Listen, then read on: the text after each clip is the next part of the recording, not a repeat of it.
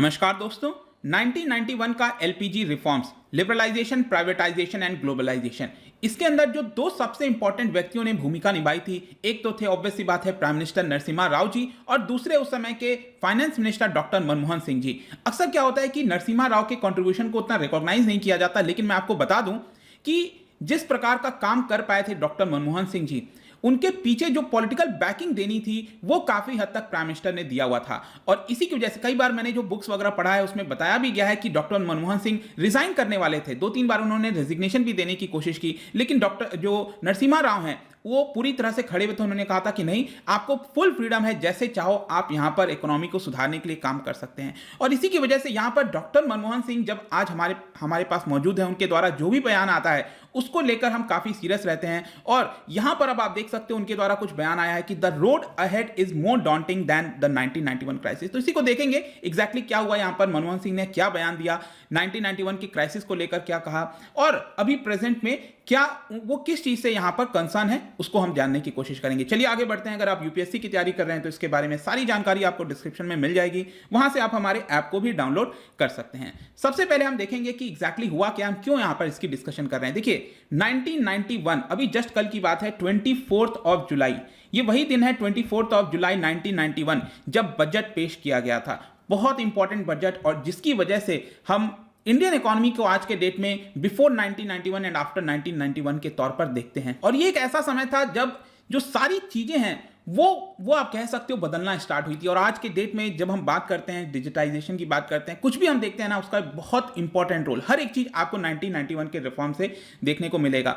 और इसी की वजह से ये जो 30th एनिवर्सरी हुई है अभी जस्ट कल ही, यहां पर इसी के मौके पर जो फॉर्मर प्राइम मिनिस्टर हैं डॉक्टर मनमोहन सिंह जी, उन्होंने यहां पर एक बयान जारी किया। आप देख सकते हो statement of former prime minister doctor Manmohan Singh on occasion of 30th anniversary. और इसके अंदर उन्होंने जो अचीवमेंट है उसको रिकॉल करने की कोशिश की, लेकिन साथ ही साथ जो कोविड-19 की वजह से अब दिक्कत यहां पर बढ़ गई है इंडियन इकोनॉमी को, इसको लेकर उन्होंने यहां पर अपनी पीड़ा व्यक्त की। और ये जो पूरा प्रोग्रेस हुआ है इकोनॉमी का 1991 से लेकर, उसके बारे में उन्होंने बताया। तो सबसे पहले हम देखेंगे कि ये जो रिफॉर्म है 1991 का, उसको लेकर डॉक्टर मनमोहन सिंह का क्या कहना था। ये रिफॉर्म क्या था क्या नहीं था वो एक पूरा अलग मुद्दा है, उसको लेकर आपको ऑलरेडी बहुत वीडियोस मिल जाएंगे, आप सर्च करते हो सकते हो स्टडी आईक्यू से रिलेटेड। लेकिन यहां पर डॉक्टर मनमोहन सिंह का क्या कहना है अभी प्रेजेंट के स्टेटमेंट में, हम उसको जानने की कोशिश कर रहे हैं। तो उनका सबसे पहले कहना था कि पिछले 3 दशक में 30 वर्षों के अंदर जितनी भी सरकारें आई हैं, उन्होंने यहां पर एक ही मतलब जो 1991 में हमने रिफॉर्म्स अपनाया था उसी को लेकर और ज्यादा आगे बढ़ाया है, जो कि एक अच्छी बात है। और इसी की वजह से आज के डेट में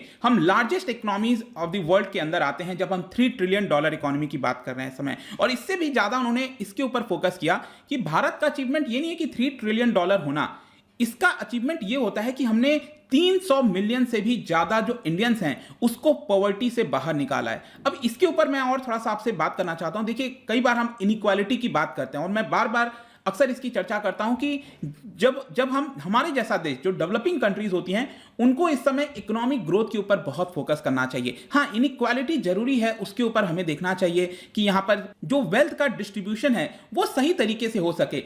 लेकिन प्रॉब्लम क्या होता है कि जब हमारे पास वेल्थ ही नहीं रहेगा, सबसे पहले तो क्या है, हमें वेल्थ क्रिएट करना है। वेल्थ कैसे क्रिएट होगा? जब हम इकोनॉमिक ग्रोथ करेंगे। तो अभी जो प्राइमरी फोकस किसी भी इस तरह के देश का होना चाहिए वो यहां पर वेल्थ क्रिएशन के ऊपर होना चाहिए। जब हमारे पास बड़ा वेल्थ हो जाएगा तब हम उसके ऊपर फिर फोकस कर सकते हैं इनइक्वालिटी और क्वालिटी जैसी चीजों को लाने के लिए। अभी भी मैं ये नहीं कर रहा हूं नहीं करना चाहिए, लेकिन आई होप की जो प्रायोरिटी है मैं उसके ऊपर फोकस करने की कोशिश कर रहा हूं। जैसे डेवलप्ड देश हो गए, यूरोपियन कंट्रीज हो गए, अब वो फोकस कर सकते हैं इनइक्वालिटीज के ऊपर फोकस कर सकते हैं। लेकिन पहले तो हमारे लिए जरूरी है कि जो इतने सारे लोग आज भी जिनको दिक्कत होती है 2 वक्त की रोटी के लिए, उनको हम किस प्रकार से पॉवर्टी से बाहर निकाल सकें। इसके लिए यहां पर डॉक्टर मनमोहन सिंह का भी फोकस था और उन्होंने कहा कि इतने सारे लोगों को निकाला गया है जो पॉवर्टी से, ये एक बहुत बड़ा अचीवमेंट है। इसके साथ साथ उन्होंने कहा कि जो लिबरलाइजेशन लाया गया था उस समय 1991 में, ये इकोनॉमिक क्राइसिस की वजह से था। और इकोनॉमिक क्राइसिस आपको पता है कि बहुत सारे क्राइसिस थे उस समय। जैसे कि सबसे बड़ा मुद्दा था जो बैलेंस ऑफ पेमेंट है हमारे पास जो रिजर्व है वो कुछ बचा नहीं था। मुश्किल से 10-15 दिन का रिजर्व बचा था, हम कोई भी चीज बाहर से उतने दिन के लिए इंपोर्ट कर पाते। यहां पर कई सारी समस्या आ गई थी। तो इसको देखकर ये जो क्राइसिस हो गया था, इसको लेकर हमने लिबरलाइजेशन और बाकी पॉलिसीज को लाने की कोशिश की। तो ये रिफॉर्म आया तो क्राइसिस की वजह से था, लेकिन डॉक्टर मनमोहन सिंह का कहना है कि हमारा जो मेन मकसद था, it was basically to bring prosperity यहां पर जो बिलीफ था, हमारा कैपेबिलिटीज थी, उसको और ज्यादा आगे बढ़ाया जाए और साथ ही साथ जो कंट्रोल था उस समय गवर्नमेंट का, उसको यहां पर कम किया जाए। और इसीलिए हम कहते हैं प्राइवेटाइजेशन, लिबरलाइजेशन, लिबरल करना, इकोनॉमी को खोलना, जो गवर्नमेंट बहुत ज्यादा कंट्रोल करती है उससे यहां पर उस चीजों को हटाना। और साथ ही साथ उनका यह भी कहना था अभी अपने स्टेटमेंट में कि it help in the making some world class companies. और इसी की वजह से आज के डेट में आप कोई भी आप आईटी कंपनीज देख लो, ज्यादातर कोई भी आज आप वर्ल्ड क्लास कंपनीज भारत के अंदर देखते हो, वो उसकी रूट आपको 1991 के रिफॉर्म्स की वजह से देखने को मिलेगा। और इसीलिए उन्होंने कहा कि I was fortunate to play a role in this, जो भी प्रोसेस हमने अपनाया था बाकी के लोगों के साथ मिलकर। और इसका अगर आप कुछ उदाहरण देखना चाहते हो, चाहे बैंक अकाउंट से लेकर आप हर एक चीज यहां पर देख सकते हो। इलेक्ट्रिसिटी में कितना इजाफा हुआ, टॉयलेट्स हो गए, LPG, house,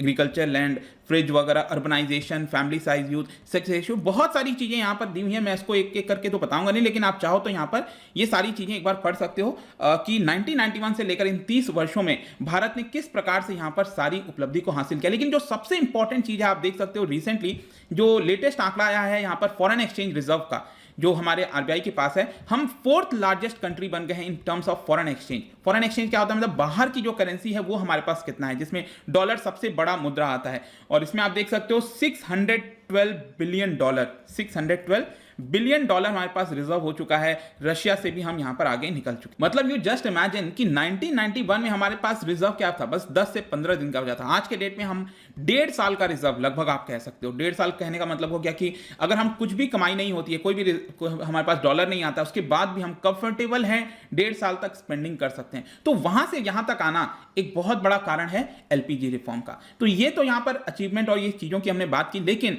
doctor Manmohan Singh ने कंसर्न क्या रेज किया है उसको हम देख लेते हैं। तो उनका सबसे पहले कहना था यहां पर कि ये बहुत ही ज्यादा खुशी देता है जिस तरह के अचीवमेंट्स हमने पाए हैं, लेकिन इसके साथ साथ मनमोहन सिंह का कहना था कि उनको बहुत ज्यादा दुख होता है जिस प्रकार से कोविड पैंडेमिक की वजह से लोगों को प्रॉब्लम्स हुई हैं, loss of millions of fellow Indians, कितने लोगों की यहां पर जाने गई हैं। और स्पेशली उनका फोकस था 2 चीज के ऊपर, एक था हेल्थ सेक्टर और एजुकेशन। उन्होंने कहा कि ये जो सोशल सेक्टर है, हेल्थ और एजुकेशन, वो काफी पीछे छूट गए इस पूरे पैंडेमिक के दौरान। यहां पर कई सारे जो जीवन है, लाइवलीहुड्स हैं, वो लूज हो चुके हैं। और याद कीजिएगा, मैंने अभी जस्ट आपको बताया कि मिलियंस ऑफ लोगों को पॉवर्टी से बाहर निकाला गया था। कई सारी रिपोर्ट्स आई हैं कि जिसमें बोला गया है कि इतना जो प्रयास किया गया था, इतने सारे लोगों को जो बाहर निकाला गया था, उसमें से काफी सारे लोग वापस से पॉवर्टी के नीचे चले गए। ये एक थोड़ी सी दिक्कत की बात है, क्योंकि बहुत लंबा समय लग जाता है इसको अचीव करने में। और अचानक से कोविड-19 जैसे पैंडेमिक की वजह से अगर इस तरह की चीजें हो तो जाहिर सी बात है कंसर्न होगा। तो उन्होंने कहा कि it is not the time to rejoice, खुश होने का बहुत बड़ा मौका नहीं है, बट टू इंट्रोस्पेक्ट। हम 30 साल को सेलिब्रेशन के तौर पर नहीं, इंट्रोस्पेक्शन के तौर पर देखें, क्योंकि जो आगे रास्ता है वो और ज्यादा कठिन है, डॉन्टिंग है और 1991 क्राइसिस से भी ज्यादा कठिन है। तो ये उनका बयान आया था कि 1991 में जो क्राइसिस हुआ था उससे और ज्यादा कठिन रास्ता हमको अभी प्रेजेंट में इंडियन इकोनॉमी के अंदर देखने को मिल रहा है। और इसीलिए उनका कहना था कि जो हमारी प्रायोरिटी इस समय होनी चाहिए, it is to recalibrate and ensure healthy and dignified life. हर एक भारतीय नागरिक को डिग्निफाइड हेल्दी लाइफ मिले, इस समय ये हमारी सबसे बड़ी कोशिश होनी चाहिए। और लास्ट में उन्होंने फाइनली ये बोला कि एज अ फाइनेंस मिनिस्टर, मैंने उस समय का जो स्पीच है 24 जुलाई को जो मैंने दिया था, लास्ट जो हमारा वर्ड था, मेरा स्पीच था, उसके अंदर मैंने विक्टर ह्यूगो को कोट किया था। और उनका एक बहुत ही फेमस कोट है, no power on earth can stop an idea whose time has come. तो उन्होंने ये कहा कि उस समय तो मैंने उनके कोट का इस्तेमाल किया था और ये कहा था कि कोई आइडिया को आप रोक नहीं सकते जब उसका समय आ चुका है। लेकिन 30 साल के बाद